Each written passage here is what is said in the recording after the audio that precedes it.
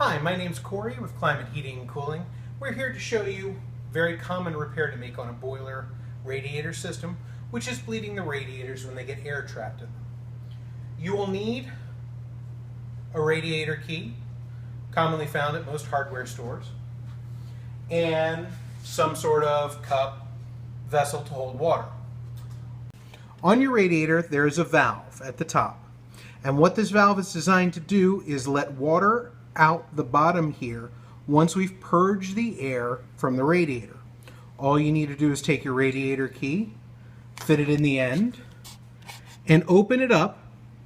You will hear water coming out immediately if the radiator is purged of air. Otherwise, you'll hear air coming out, and you wait till the water comes out. Here we got some air coming out.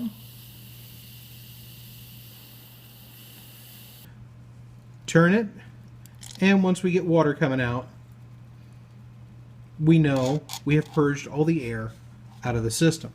Radiator systems, once we install everything, get everything ready, in theory should always have water fully in every radiator all the way around the whole house.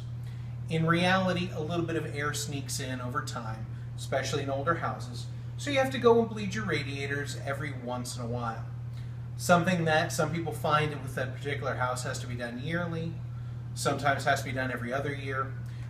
Occasionally, if it starts to happen 3, 4, 5 times a year, we've got a problem with the radiant system that we do need to look into.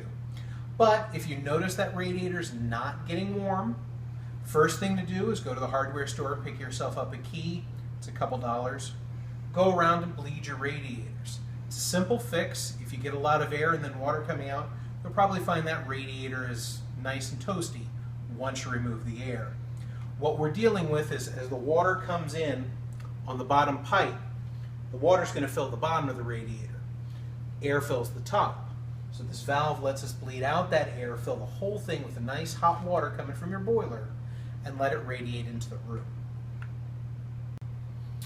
Another thing to remember about your radiators is radiators heat a room by taking cold air on the floor.